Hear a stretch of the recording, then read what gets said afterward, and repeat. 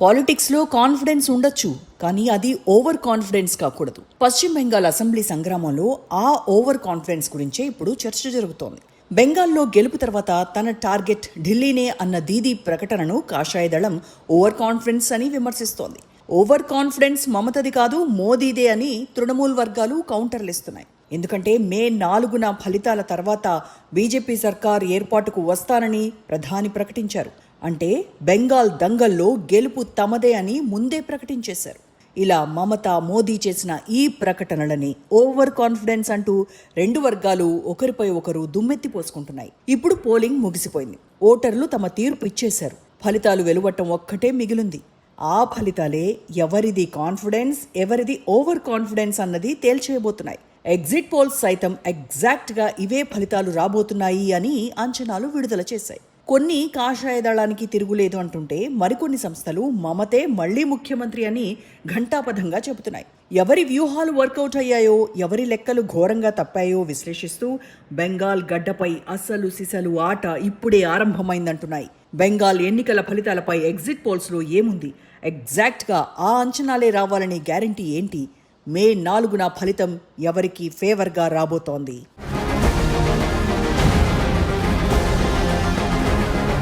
పశ్చిమ బెంగాల్ రాజకీయ రణక్షేత్రంలో పోలింగ్ ఘట్టం ముగిసింది. గత కొన్ని వారాలుగా గంగా తీరాన సాగిన మాటల తూటాలు, వ్యూహ ప్రతివ్యూహాలు, వీధి పోరాటాలకు తెరపడింది. ఇప్పుడు యావత్ భారతావని చూపు సోనార్ బంగ్లా వైపే ఉంది. అధికారాన్ని నిలబెట్టుకోవాలని తృణమూల్ కాంగ్రెస్ బెంగాల్ గడ్డపై జెండా పాతాలని బీజేపీ ఒకరిపై ఒకరు తలపడిన తీరు అసెంబ్లీ ఎన్నికలను కేవలం ఒక రాష్ట్ర ఎన్నికలుగా కాకుండా ఒక జాతీయ సమరంగా మార్చేశాయి. ఈ పోరు కేవలం రెండు పార్టీల మధ్య సాగిన యుద్ధం కాదు, రెండు భిన్నమైన రాజకీయ సిద్ధాంతాల మధ్య జరిగిన పోరు. పశ్చిమ బెంగాల్ అస్తిత్వాన్ని కాపాడతామంటూ మమతా బెనర్జీ, ప్రధాని మోదీ నేతృత్వంలోని కమలనాథులు పరివర్తన నినాదంతో కోల్కతా కోటను బద్దలు కొట్టేందుకు సర్వశక్తులు ఒడ్డారు. గల్లీ నుంచి ఢిల్లీ దాకా సాగిన ఈ ప్రచారం ప్రజాస్వామ్య పండుగను తలపించిన లోలోన అగ్నిపర్వతం లాంటి ఘర్షణలను రగిలించింది. ఇప్పుడు అభ్యర్థుల భవితవ్యం ఈవీఎం పెట్టెల్లో భద్రంగా ఉంది. 2 విడతల్లో సాగిన పోలింగ్ గత రికార్డులను చెరిపేయడంతో ఇరుపక్షాలు గెలుపుపై చాలా ధీమాగా ఉన్నాయి. సంక్షేమ పథకాలు తమను గట్టెక్కిస్తాయని టీఎంసీ ధీమాగా ఉంటే, అధికార పార్టీపై వ్యవస్థాగత వ్యతిరేకతే తమకు పట్టం కడుతుందని బీజేపీ లెక్కలు వేసుకుంటోంది. కోట్ల మంది ఓటర్ల వేలిముద్రలు బెంగాల్ భవిష్యత్తు మాత్రమే కాదు, రాబోయే రోజుల్లో దేశ రాజకీయ దిశను కూడా నిర్దేశించబోతున్నాయి.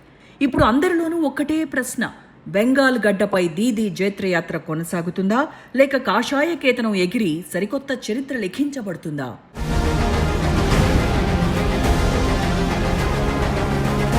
బెంగాల్ అసెంబ్లీ ఎన్నికల్లో హోరాహోరీ పోరు తప్పదని ముందు నుంచి అంచనాలు వెలువడ్డాయి.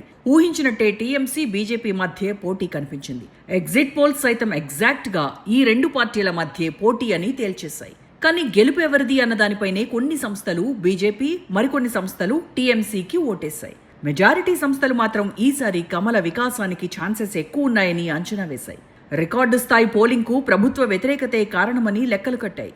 అయితే మరికొన్ని సంస్థలు టీఎంసీ గెలుపు నల్లేరు మీద నడకే అని చెప్పుకొచ్చాయి. రికార్డు ఓటింగ్ ఇదే తొలిసారి కాదని, గతంలోనూ జరిగిందని గుర్తు చేశాయి. సాధారణంగా అధిక ఓటింగ్ శాతం ప్రభుత్వ వ్యతిరేకతను సూచిస్తుందని ఒక వాదన ఉంది. కానీ బెంగాల్ విషయంలో ఇది భిన్నంగా ఉంటుంది. 2011లో మమతా బెనర్జీ అధికారంలోకి వచ్చినప్పుడు 84% ఓటింగ్ నమోదైతే 2021లో తిరిగి గెలిచినప్పుడు 81% పైగా నమోదైంది. కాబట్టి ఇప్పుడు 92% దాటడం అనేది కేవలం ఓటర్ల ప్రక్షాళన వల్ల జరిగిన సాంకేతిక మార్పా, లేక ప్రజల్లో వచ్చిన చైతన్యమా అనేది మే 4న వెలువడే ఫలితాల ద్వారానే స్పష్టమవుతుంది. వాస్తవానికి ఇంత భారీ ఓటింగ్ ఎప్పుడూ ఒకే వైపు మొగ్గు చూపదు. ఎస్ఐఆర్ ప్రక్రియను కుట్రగా భావించిన వారు టీఎంసీ వైపు, అవినీతి, అక్రమ వలసలకు వ్యతిరేకంగా మార్పు కోరుకునేవారు బీజేపీ వైపు పోలరైజ్ అయ్యారని ఎగ్జిట్ పోల్స్ అంచనా వేశాయి. ముఖ్యంగా మధ్యాహ్నం ఎండ వేడిని కూడా లెక్క చేయకుండా ఓటర్లు క్యూ లైన్లలో నిలబడటం చూస్తుంటే ప్రజల్లో ఏదో ఒక అంశంపై బలమైన నిశ్శబ్ద విప్లవం నడిచిందని అర్థమవుతోంది. అయితే ఓటర్లను పోలింగ్ కేంద్రాలకు తీసుకొచ్చిన ఘనత మాత్రం నేతల వ్యూహాలు, సంధించిన అస్త్రాలే అనడంలో ఎలాంటి సందేహం లేదు. మాటి మనుష్ అంటే తల్లి, నేల, ప్రజలు అని ఒకప్పుడు టీఎంసీ తన ప్రత్యర్థులపై సంధించిన బ్రహ్మాస్త్రం ఇది. 2వ విడత పోలింగ్కు ముందు ప్రధాని మోదీ అదే అస్త్రాన్ని టీఎంసీపై సంధించారు. అది ఏ రేంజ్లో పేలిందంటే మమతతో మళ్లీ మాటి మనుష్ అని నినదించేలా చేసింది. ప్రచారం ముగుస్తుందనగా బెంగాల్ను టీఎంసీ సిండికేట్ రాజకీయ హింసతో ఆర్థిక పతనంలోకి నెట్టేసిందని మోదీ విమర్శించారు. రాష్ట్రంలో పరిశ్రమలు మూతపడుతుంటే బాంబు తయారీ కేంద్రాలు మాత్రం వెలుస్తున్నాయని ఆరోపించారు. టీఎంసీ పవర్లోకి రావడానికి కారణమైన మా మాటి మానుష్ నినాదాన్ని మమత విడిచిపెట్టారని, ఎన్నికల ప్రచారంలో ఎక్కడా దీన్ని ఉచ్చరించలేదని ఎద్దేవా చేశారు. ఆ పార్టీకి రాష్ట్ర అభివృద్ధిపై ఎలాంటి విజన్ లేదని విమర్శించారు. కేవలం తిట్టడం, బెదిరించడం, అసత్యాలు ప్రచారం చేయడమే తృణమూల్ వ్యూహమని ప్రధాని ఓ రేంజ్లో విమర్శనాస్త్రాలు సంధించారు. అప్పుడే మే 4న తమ ప్రభుత్వం ఏర్పాటు కోసం తాను మళ్లీ బెంగాల్ వస్తానని ప్రచారాన్ని ముగించారు.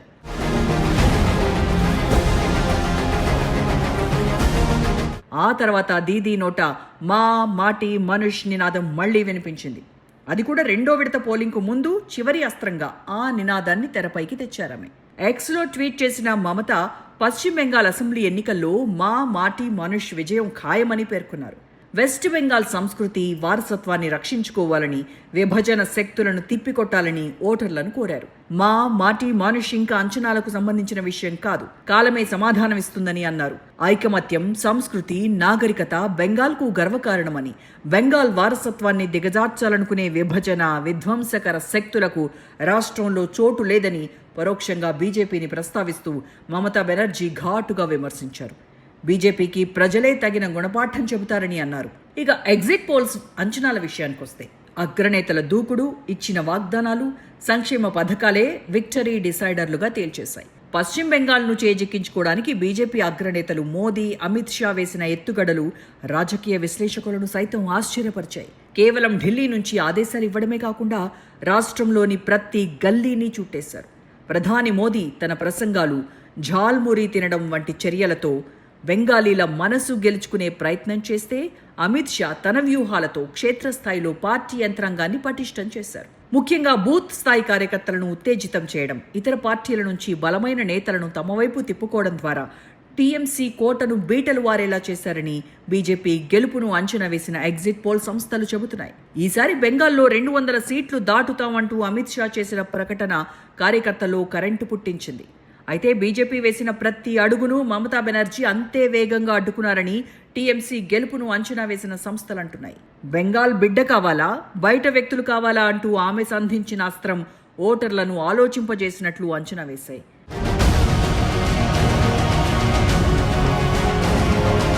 బీజేపీని బయటి వ్యక్తులుగా చిత్రించడంలో ఆమె విజయం సాధించినట్టు పలు ఎగ్జిట్ పోల్స్ చెబుతున్నాయి. ముఖ్యంగా దువారే సర్కార్, లక్ష్మీ భండార్ వంటి సంక్షేమ పథకాలు మహిళా ఓటర్లను క్యూ లైన్లకు కదిలించినట్టు అంచనా వేశాయి. మైనారిటీల కోసం పెంచిన గౌరవ వేతనాలు వంటివి ఆమెకు బలమైన ఓటు బ్యాంకును సృష్టించాయి. షెడ్యూల్డ్ కులాలు, తెగలు, ఓబీసీ వర్గాల కోసం కొత్తగా 5 అభివృద్ధి బోర్డులను ఏర్పాటు చేసి సోషల్ ఇంజనీరింగ్కు తెరలేపారు దీదీ. ఈ వ్యూహాలు బాగానే వర్కౌట్ అయినట్టు ఎగ్జిట్ పోల్స్ లెక్కలు కట్టాయి. బీజేపీ హిందుత్వ నినాదానికి పోటీగా తృణమూల్ బెంగాలీ సంస్కృతిని, అస్తిత్వాన్ని బలంగా వినిపించింది. దీదీ పోరాట పటిమ తృణమూల్ శ్రేణుల్లో కొత్త ఉత్సాహాన్ని నింపింది అనేది టీఎంసీ గెలుపును అంచనా వేసిన సంస్థల లెక్క. ఈ ఎన్నికల్లో అభివృద్ధి కంటే పోలరైజేషన్ పాత్రే ఎక్కువగా కనిపిస్తోంది. హిందూ ఓట్ల ఏకీకరణ కోసం బీజేపీ చేస్తున్న ప్రయత్నాలను తిప్పికొట్టడానికి మమత ముస్లిం ఓటు బ్యాంకును గట్టిగా నమ్ముకున్నారు. జై శ్రీరామ్ నినాదం చుట్టూ జరిగిన రాజకీయం బెంగాల్ను రెండుగా చీల్చేసింది. మరోవైపు మధువా సామాజిక వర్గం ఓట్లు ఎవరికి పడ్డాయన్నది కూడా కీలకంగా మారింది. మమతపై మోదీ సంధించిన ఆఖరి అస్త్రాలు ఉత్తర 24 పరగణాల జిల్లాల్లో ఠాకూర్ పగర్ ఉన్న మధువా మహాసంఘ ప్రధాన ఆలయం ఠాకూర్ బారిలో ప్రార్థనలు నిర్వహించడం ఒకటి. మధువా వర్గ వ్యవస్థాపకులు హరిచంద్ ఠాకూర్, గురుచంద్ ఠాకూర్ వారసత్వానికి ఈ పుణ్యక్షేత్రం నిలయం. 2021 అసెంబ్లీ ఎన్నికల్లో బీజేపీ మెరుగైన ఫలితాలు సాధించడంలో మధువాల మద్దతు కీలక పాత్ర పోషించింది. పశ్చిమ బెంగాల్లో మధువాలు నిర్ణయాత్మక ఓటు బ్యాంకుగా ఉన్నారు. వీరు కనీసం 34 అసెంబ్లీ నియోజకవర్గాలను నేరుగా ప్రభావితం చేయడంతో పాటు భారత్, బంగ్లాదేశ్ సరిహద్దు వెంబడి మరో 10కి పైగా సీట్లపై ప్రభావం చూపుతారు. బంగావులో జరిగిన ర్యాలీలో ప్రసంగించిన ప్రధాని మోదీ పౌరసత్వం కోసం మధువా సామాజిక వర్గం చాలా కాలంగా చేస్తున్న డిమాండ్ను ప్రస్తావించారు. అర్హులైన మధువా, నమశూద్ర సభ్యులకు పౌరసత్వ సవరణ చట్టం కింద పౌరసత్వం లభిస్తుందని హామీ ఇచ్చారు. అలా సీఏఏ అంశాన్ని తెరపైకి తెచ్చి శరణార్థుల ఓట్లను ఆకర్షించాలని బీజేపీ చూస్తే అది బెంగాల్ విభజనకు దారితీస్తుందని టీఎంసీ హెచ్చరించింది. ఈ భావోద్వేగాల మధ్య సామాన్య ఓటరు తన తీర్పును ఈవీఎంలో నిక్షిప్తం చేశాడు. ఆ తీర్పు ఎవరికి అనుకూలంగా ఉంటుందనేది కేవలం ఎగ్జిట్ పోల్స్ అంచనా వేయలేవు అన్నది నిజం.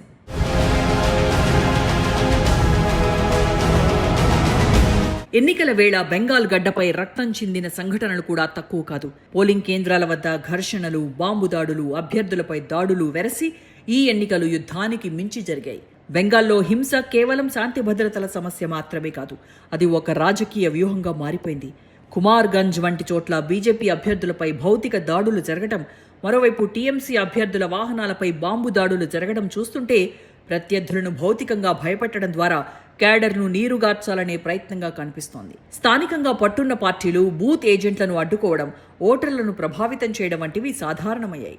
శాంతి భద్రతల విషయంలో ఎన్నికల సంఘం విఫలమైందని టీఎంసీ విమర్శలకు దిగితే హింసను ప్రేరేపిస్తున్నదే మమతా బెనర్జీ సర్కార్ అని బీజేపీ ఆరోపించింది. ఈ ఆరోపణలు, ప్రత్యారోపణలు ఓటర్ల మనసుపై ఎలాంటి ప్రభావం చూపాయన్నది ఆసక్తికరం. అత్యంత ఆసక్తికరమైన అంశం ఏంటంటే, ఈ హింసాత్మక వాతావరణంలో కూడా 92% పైగా భారీ ఓటింగ్ శాతం నమోదవడం. ఇది 2 రకాల సంకేతాలను ఇస్తోంది. మొదటిది, హింసకు వ్యతిరేకంగా ఓటర్లు మౌనంగా తమ నిరసనను బ్యాలెట్ బాక్స్ ద్వారా వ్యక్తం చేయాలనుకోవడం. రెండోది, తమ పార్టీని గెలిపించుకోవాలనే పట్టుదలతో భయాన్ని వీడి ప్రజలు పోలింగ్ కేంద్రాలకు రావడం. కేంద్ర బలగాల పహారాలో పోలింగ్ సజావుగా సాగిందని ఎన్నికల కమిషన్ చెబుతున్నా తెర వెనుక జరిగిన రాజకీయ తంత్రాలు మాత్రం మే 4న వెలువడే ఫలితాల్లోనే బయటపడతాయి. అయితే ఈ పోలింగ్ సరళి మాత్రం టీఎంసీనే ఎక్కువ భయపెట్టినట్టు కనిపిస్తోంది. బెంగాల్లో ఎస్ఐఆర్ అమలు తర్వాత ఇంత భారీగా పోలింగ్ జరగటంతో ఎవరి అంచనాలు వారు వేస్తున్నారు. తొలి విడత పోలింగ్ జరిగిన 152 నియోజకవర్గాల్లో 110 స్థానాల్లో గెలిచేశామని బీజేపీ ధీమా వ్యక్తం చేసింది. మమత ఆ వాదనను తోసిపుచ్చుతూ వరుసగా 4వసారి టీఎంసీ పవర్లోకి రానుందని జోసేన్ చెప్పారు. రెండో విడత పోలింగ్ జరిగిన 142 నియోజకవర్గాల్లోనూ మెజారిటీ సీట్లలో గెలుపు తమదంటే తమదే అని ఇరు పార్టీలు ప్రకటించుకున్నాయి. పైకి ధీమా వ్యక్తం చేస్తున్నా భారీ పోలింగ్ బీజేపీకే ఫేవర్ కావచ్చనే ఆందోళన టీఎంసీలో కనిపించింది. అందుకు ఉదాహరణ, రెండో విడతలో సినీ నటి, తృణమూల్ కాంగ్రెస్ నాయకురాలు సాయిలీ ఘోష్ ప్రచార శైలి మారటమే. తొలి విడత ప్రచారంలో ఒక వర్గం ఓటర్లను ఆకట్టుకునేందుకు ప్రత్యేక గీతాలను వినిపించిన ఈమె మొదటి విడత పోలింగ్ సరళిని గమనించిన అనంతరం తన ప్రచార వ్యూహాన్ని పూర్తిగా మార్చేశారు. హిందూ ఓటర్ల ఏకీకరణ కోసం కొత్త రాగాలందుకున్నారు. ఇందులో భాగంగానే గతంలో కళ్లల్లో కాబా, మనసులో మదీనా అంటూ ప్రచారం చేసిన సాయిలీ ఘోష్ రెండో విడతలో ఏకంగా హనుమాన్ చాలీసా పఠిస్తూ ప్రచారం చేశారు. బీజేపీ గెలుపును అంచనా వేసిన ఎగ్జిట్ పోల్స్ ఈ పాయింట్ను హైలైట్ చేశాయి. బీజేపీ నినాదం పరివర్తన అంటే మార్పు, టీఎంసీ నినాదం ప్రతిష్ట అంటే బెంగాల్ గౌరవం. ఈ రెండింటిలో బెంగాల్ ప్రజలు దేనికి మొగ్గు చూపారు? 2019 లోక్సభ ఎన్నికల్లో 18 సీట్లు, 2021 అసెంబ్లీ ఎన్నికల్లో 77 సీట్లు గెలుచుకుని షాక్ ఇచ్చిన బీజేపీ ఇప్పుడు బెంగాల్ గడ్డపై అధికారాన్ని చేజిక్కించుకోగలదా? లేదా 2011, 2016, 2021 ఫలితాలు రిపీట్ చేసి దీదీ 4వసారి ముఖ్యమంత్రి అవుతారా? ఎగ్జిట్ పోల్స్ అంచనాలు కూడా మునుపెన్నడూ లేనంతగా వచ్చాయి. కొన్ని సంస్థలు 150 మార్కును బీజేపీ సులువుగా దాటుతుందని చెబుతుంటే మరికొన్ని మమతకు 160కి పైగా సీట్లు పక్కా అంటున్నాయి. ఈ అంచనాల యుద్ధం ఫలితాల రోజున ఏ మలుపు తిరుగుతుందో చూడాలి. ఏదేమైనా ఈ పోరు కేవలం అధికారం కోసం మాత్రమే కాదు, ఇద్దరు అగ్రనేతల ప్రతిష్టకు సంబంధించిన అంశం. ప్రధాని మోదీ ప్రజాదరణకు బెంగాల్ పరీక్షగా నిలిస్తే మమతా బెనర్జీ రాజకీయ మనుగడకు ఇది కీలకం. బీజేపీ నేతలు ఇప్పటికే కోల్కతాలో సంబరాలకి సిద్ధమవుతుంటే టీఎంసీ నేతలు దీదీ విజయకేతనం ఖాయమంటున్నారు. ఏదేమైనా బెంగాల్ గడ్డపై ముగిసింది పోలింగ్ మాత్రమే, పొలిటికల్ గేమ్ కాదు. బెంగాల్ టు ఢిల్లీ రాజకీయంలో అసలు సిసలు ఆట ఇప్పుడే ఆరంభమైంది. మే 4న ఉదయం 8 గంటలకు ప్రారంభమయ్యే కౌంటింగ్ పశ్చిమ బెంగాల్ను ఎవరు ఏలబోతున్నారో, దేశానికి ఎలాంటి సందేశం ఇవ్వబోతున్నారో తేల్చేయనుంది.